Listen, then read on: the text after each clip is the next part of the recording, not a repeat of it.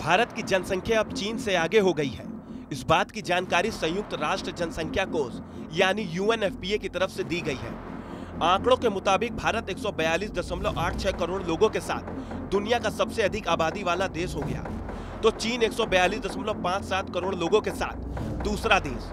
UNFPA की the state of world population report 2023 के मुताबिक भारत की जनसंख्या चीन से करीब 29 लाख ज्यादा है।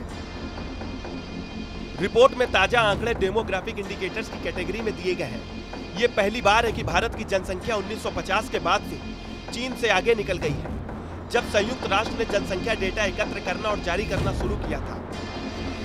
यूएनएफपीए के मीडिया सलाहकार अन्ना जेफरीज ने बताया कि यह स्पष्ट नहीं है कि भारत ने चीन को कब पीछे छोड़ा है। एक रिपोर्ट की माने तो पिछले साल चीन की आबादी अपने चरम पर पहुंच गई थी और इसके बाद लगातार गिरावट देखने को मिलने लगी। वहीं भारत की आबादी के ग्रोथ रेट में भी 1980 के बाद से गिरावट देखी जा रही है। इसका मतलब यह है कि भारत की आबादी बढ़ रही है, लेकिन इसकी दर पहले के मुकाबले अब कम हो गई है। भारत की 75% आबादी 0 से 14 साल के बीच है।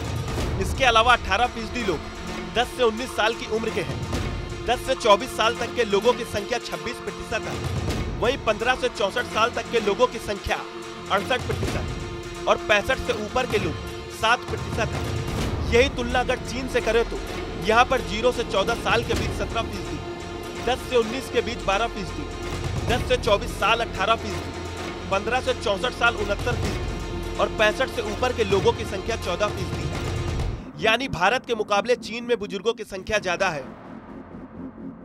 रिपोर्ट के मुताबिक 1950 में भारत की जनसंख्या 86.1 करोड़ थी, जबकि चीन की जनसंख्या 114.4 करोड़ और माना जा रहा है कि भारत की आबादी 2050 तक बढ़कर 166.8 करोड़ होने की उम्मीद है, जबकि चीन की जनसंख्या घटकर 131.7 करोड़ हो सकती है।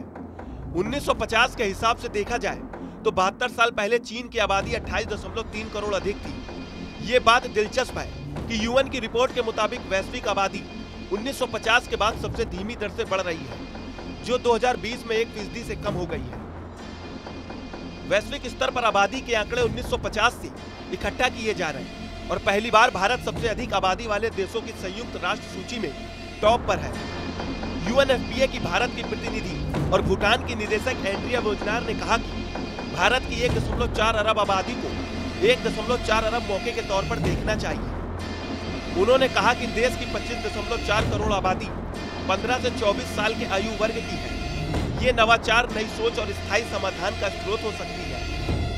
भारत के केंद्रीय स्वास्थ्य मंत्रालय की रिपोर्ट की माने तो साल 2021-22 में 2.03 करोड़ से ज्यादा बच्चों का जन्म हुआ है, यानी हर दिन औसतन 56,000 बच्चे पैदा हुए। इससे पहले 2020-21 में 2 करोड़ से ज्यादा कुछ बच्चों का जन्म हुआ था। इसका मतलब हुआ कि 2020-21 की तुलना में 2021-22 में 1.32 लाख ज्यादा बच्चों का जन्म हुआ। ये आंकड़ा इसलिए भी चौंकाता है क्योंकि अगर दुनिया के 78 देशों की आबादी को जोड़ दिया जाए तो ये संख्या 2 करोड़ से कुछ ज्यादा ही बैठती है।